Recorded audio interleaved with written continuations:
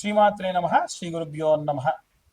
ద్వాదశ రాశుల వారికి కూడా ఈ యొక్క శ్రావణ మాసంలో ఎలా ఉండబోతుంది, ఏ ఏ రాశి వాళ్ళు ఏ ఏ రోజున ఎలాంటి మంత్రం చదువుకుంటే మంచిది అన్న విషయాన్ని ఇప్పుడు మనం తెలుసుకుందాం. యో నమః. తదుపరి మిథున రాశి. శ్రావణ మాసం నందు మిథున రాశి వారికి సంబంధించి ఎలా ఉండబోతుంది, వారు ఎలాంటి విశేషమైనటువంటి కార్యక్రమాలు చేసుకోవచ్చు అనే విషయాన్ని తెలుసుకుందాం. శ్రావణ మాసంలో అన్నీ కూడా మంచి మంచి రోజులు ఉన్నాయండి. ఉదాహరణకు మీకు ప్రారంభం నుంచే చూసుకుంటే నాగుల పంచమి కానివ్వండి, అలాగే శ్రావణ పౌర్ణమి రోజున రక్షాబంధనం కానివ్వండి. చాలా మంది మత్స్యకారులు ఉంటారండి. మత్స్యకారులు స్వామివారిని, మత్స్యావతారంలో ఉన్న స్వామివారిని విశేషంగా గుజరాత్ వైపు ప్రాంతంలో స్వామివారిని విశేషంగా కొలుస్తారు. అంటే ఎవరైతే మత్స్యకారులు ఉంటారో ఈ విధంగా మీరు కూడా మత్స్యావతారంలో ఉన్నటువంటి స్వామివారిని విశేషంగా కొనడం వల్ల మంచి సత్ఫలితాలు పొందవచ్చు.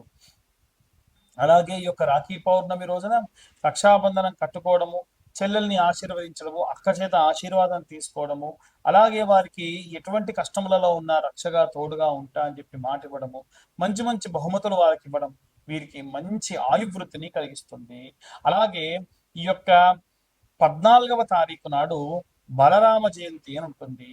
ఆ రోజున ఎవరైనా సరే పొలం పని చేసుకునేటువంటి వాళ్ళు, రైతులు, చేతి వృత్తులు చేసుకునేటువంటి వాళ్ళు నాగలి ఏదైతే ఉంటుందో దాని కంకణం కట్టడము, దాని చుట్టూ దాని కింది నుంచి ప్రదక్షిణాలు చేయడం కూడా చేయడం వల్ల మంచి సత్ఫలితాలు పొందవచ్చు. అయితే ఈ యొక్క రాశి వారికి సంబంధించి బుధుడు రాష్ట్రాధిపతిగా ఉంటాడు కాబట్టి బుధుడికి రాష్ట్రాధిపతి ఆ ఈ యొక్క బుధుడికి రాష్ట్రాధిపతిగా ఉన్నటువంటి రాశి కాబట్టి ఆయన అధిదేవత ఎప్పుడు కూడా విష్ణు పరమాత్మ కాబట్టి స్వామివారి యొక్క అంటే ఉన్నటువంటి శ్రావణ శనివారాలు, శ్రావణ బుధవారాలు కూడా పురుష సూక్తం కానీ లేదా విష్ణు సహస్రనామ పారాయణం కానీ చేయడం విశేషమైనటువంటి సత్ఫలితాలు పొందవచ్చు. ఇవన్నీ కూడా గోచార రీత్యా చెబుతున్నటువంటివి మాత్రమే. అలాగే అన్ని వర్గాల వాళ్ళు ఎలాంటి రెమెడీస్ తీసుకోవాలి, ఎలాంటి మంత్రపఠనం చేయాలనే విషయాన్ని ఇప్పుడు మనం తెలుసుకుందాం.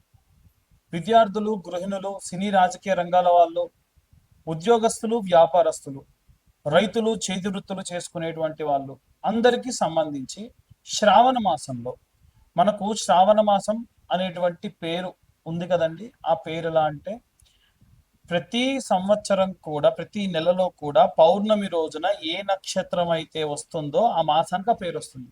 చిత్తా నక్షత్రం పౌర్ణమి రోజు వస్తే చైత్రమాసం, అలాగే విశాఖ నక్షత్రం గనక పౌర్ణమి వస్తే వైశాఖ మాసం, అలాగే శ్రవణ నక్షత్రం పౌర్ణమి నాడు వస్తే అది శ్రావణ మాసం. ఈ శ్రావణ మాసం జూలై 25వ తారీఖు నుండి ప్రారంభమవుతుంది. ఈ జూలై 25వ తారీఖు నుండి కూడా ప్రారంభమైనటువంటి ఈ యొక్క శ్రావణ మాసంలో ప్రత్యేకంగా మనం వీలైతే శివకేశవుల యొక్క ఆరాధన చేయాలి, లక్ష్మీదేవి ఆరాధన చేయాలి, అలాగే గౌరీ స్వరూపంగా ఉన్నటువంటి అమ్మవారికి కూడా ఆరాధన చేసుకోవాలి. ముఖ్యంగా ఈ సంవత్సరంలో ఈ నెలలో ప్రత్యేకమైనటువంటి అంటే జూలై 25 నుండి ఆగస్టు 25 వరకు కూడా ప్రత్యేకమైనటువంటి పర్వదినాలు ఉన్నాయి. ఉదాహరణకు రక్షాబంధనం అంటే రాఖీ పౌర్ణమి, అలాగే దాన్ని జంధ్యాల పౌర్ణిమ అని కూడా అంటారు. ఈ పౌర్ణమి నాడు నార్త్ ఇండియా సైడ్ విశేషంగా ఎన్నో పూజలు చేసుకుంటారు. అవి ఏంటో అన్ని కూడా ఇప్పుడు మాట్లాడుకుందాం. మనకు రక్షాబంధనం రోజున చాలా మంది ఏంటంటే అన్న తమ్ముళ్ళకి అక్కలు లేదా చెల్లెళ్ళు రక్షాబంధనం రాఖీ కట్టడం మనందరికీ తెలుసు. వాస్తవంగా ఈ రాఖీ అనేటువంటిది రక్షగా తోడుగా ఉండాలని చెప్పి పూర్వం భార్యాభర్తలు కూడా కట్టుకునేవాళ్ళు. అంటే భర్తకు భార్య కట్టేది. రక్షాబంధనం అంటే రక్షగా తోడుగా ఉంటా అని అర్థం. అయితే ఈ రక్షాబంధనం రోజున ఖచ్చితంగా మీ యొక్క తోడబుట్టువులు ఎవరైనా ఉంటే వారి చేతితోనే మీరు రాఖీని కట్టించుకోండి. ఎవరైతే మీ యొక్క పురోభివృద్ధి కోరుకుంటారో వారి యొక్క చేతితో మీరు రాఖీని ఖచ్చితంగా కట్టించుకోండి, మంచి సత్ఫలితాలు పొందవచ్చు. అలాగే జంధ్యాల పౌర్ణిమ అంటారు. ఎవరైతే ఉపనయనం అయ్యి యజ్ఞోపవీతం ఒంటిపై ఉన్నటువంటి వాళ్ళు ఆ రోజున ఈ యొక్క జంధ్యాన్ని మార్చుకుంటారు. అలాగే ఉపనయనమైన వాళ్ళందరూ కూడా ఆ యొక్క రోజున కృష్ణాంజనం అని ఉంటుంది, జింక చర్మం, దాన్ని హోమంలో వేసేసి ఆ శరీరం పైన అది తాడుగా వేసుకుంటారు, మళ్ళీ మార్చి కొత్త వేసుకుంటారు. వీటన్నిటితో పాటు ప్రత్యేకంగా ఇది ఎందుకు చెప్తున్నానంటే ఈ పౌర్ణిమ రోజున రైతులందరూ కూడా వీలైతే రైతులందరూ కూడా మీ పంట పొలాల్లోకి వెళ్ళి మీ పంట పండేటువంటి 4 మూలలా కూడా కాస్తంత పసుపు కుంకుమ వేయండి. ఆ రోజున భూదేవతారాధన చేస్తే మంచిది.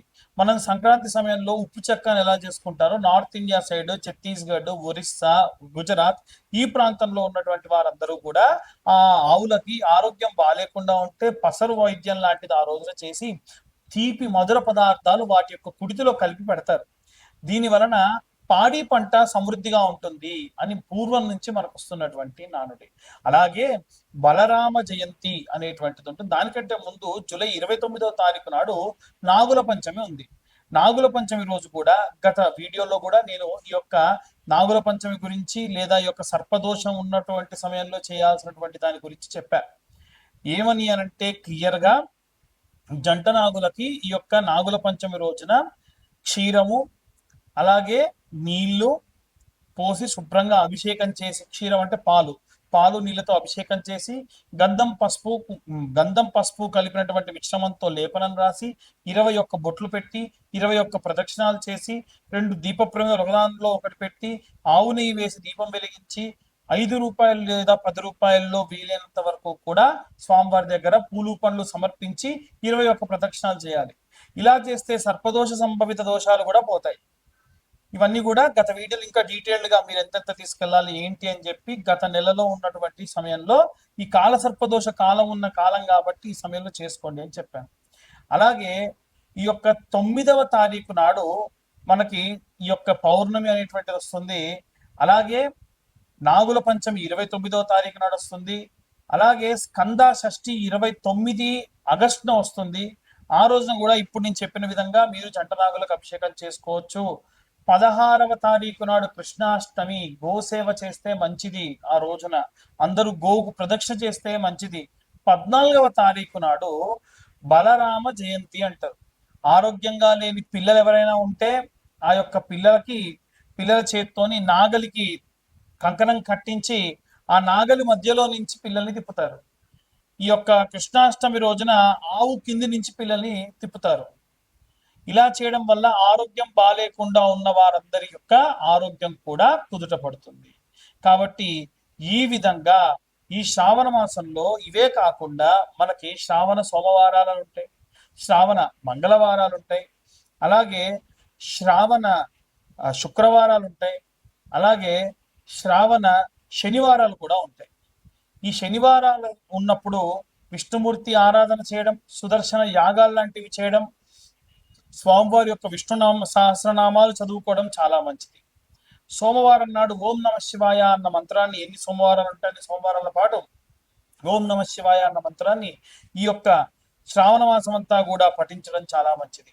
అలాగే మంగళవారం నాటి విషయానికి వస్తే మంగళవారం నాడు విశేషంగా ఈ యొక్క మంగళ గౌరీదేవికి నోములు చేసుకునే వాళ్ళు ఉంటారు. శ్రావణ శుక్రవారాలు వరలక్ష్మి వ్రతాలు చేసుకునేవారు ఉంటారు. మీ యొక్క ఆచార వ్యవహారాలను బట్టి ఇవన్నీ కూడా తూచా తప్పకుండా దేవతార్చనలో ఎటువంటి లోపం రాకుండా చేసుకొని ఆరోగ్యవంతంగా ఉండండి. చాలా మంది ఇవాళ రేపు కనుదిష్టి, విపరీతంగా దిష్టి, అక్కసు వెళ్ళబుచ్చుకోవడం, ఫలానా వాడు ఇంత సంపాదిస్తున్నాడు అంత సంపాదిస్తున్నాడు నాకు ఆ యొక్క సంపాదన రావట్లేదు అనేటువంటి అక్కసు వెళ్ళబుచ్చుతూ ఉన్నారు. దీంతో ఏం చేస్తున్నారంటే లేనిపోని యంత్రాలని మంత్రాలని ఆపాదించి వాళ్ళ ఇంటిపై వేయడం, మంత్రించినటువంటి పదార్థములు వేయడం, యంత్రములు వేస్తారు. పరయంత్ర పరతంత్ర పరమంత్ర విచ్ఛేదనకు ఈ యొక్క జ్వాలాముఖి మాల ఉపయోగపడుతుంది. ఈ జ్వాలాముఖి మాల ఎవరికైనా కావాలి అంటే చండీ హోమంలో పెట్టి మీ దాకా అందించడం జరుగుతుంది. ఆసక్తి కలవారు ఎవరైనా సరే విత్ సర్టిఫికేషన్ నేను మీ దాకా అందిస్తాను. ఆసక్తి కలవారు ఎవరైనా సరే మమ్మల్ని కన్సల్ట్ చేయొచ్చు. కేవలం 1116లకు మీకు ఈ యొక్క సర్టిఫికేట్ తోటి ఈ యొక్క జ్వాలాముఖి మాల అందించడం జరుగుతుంది. ఆసక్తి కలవారు ఎవరైనా సరే కింద ఉన్న నెంబర్కి కాంటాక్ట్ చేసి పూర్తిగా విశేషంగా ఈ యొక్క మాలని అందుకోండి. మా ఛానల్ వాళ్ళు మీ దాకా రీచ్ అవ్వడానికి ఎన్నో రకాలైనటువంటివి పరిశోధనలు చేసి ఏ రెమెడీస్ మీకు చెప్తే బాగుంటుంది అనేది మా ద్వారా రాయించుకొని పదే ఈ ప్రాబ్లంతో ఉన్న వాళ్ళు ఉంటారు గురువు గారు, ఫలానా ప్రాబ్లంతో ఉంటారు అని చెప్పి మీ దాకా అన్ని కూడా చెప్పిస్తూ ఉన్నారు. కాబట్టి దయచేసి ఎవరైతే ఛానల్ సబ్స్క్రైబ్ చేసుకోలేదో సబ్స్క్రైబ్ చేసుకోండి. ఛానల్ని ఈ వీడియో కనుక నచ్చితే లైక్ చేయండి. ఈ వీడియో మీకు ఏమన్నా ఇన్ఫర్మేటివ్గా ఉంటే ఇంకో నలుగురికి దాన్ని షేర్ చేసి ఎవరైతే ప్రాబ్లంలో ఉన్నారో వాళ్ళకి ఇచ్చేయండి. దాని వలన కాస్త మీకు ఇన్ఫర్మేషన్ అనేది పాస్ అవుతుంది. మాకు కూడా మా ఛానల్ పురోభివృద్ధికి దోహదపడ్డ వాళ్ళు అవుతారు. అలాగే జాతకపరమైనటువంటి వాటి విషయాల్లో చాలా మంది అడుగుతూ ఉన్నారు. జాతకం పూర్తిగా పేరు, date of birth, time, place ఉంటేనే నాకు కాల్ చేసి అడగండి. పేరు, డేట్ ఆఫ్ బర్త్, టైం లేని వాళ్ళు ఎట్టి పరిస్థితుల్లో నేనే కాదు ఎవరి జాతకం చెప్తా అన్నా నమ్మి మోసపోవద్దు. చాలా మంది లక్షలకు లక్షలు ఖర్చు పెట్టుకున్నటువంటి వాళ్ళు కూడా ఉన్నారు. ఎట్టి పరిస్థితుల్లో ఈ పరిస్థితుల్లో మాత్రం ఉండకుండా ఉండండి. వీలైనంత వరకు కూడా జాతకం కావాలంటే రూ. 2025 చెల్లిస్తే మీకు పూర్తి జాతకం విశ్లేషణతో మీ దాకా అందించడం జరుగుతుంది. సర్వే జనా సుఖినో భవంతు. స్వస్తి.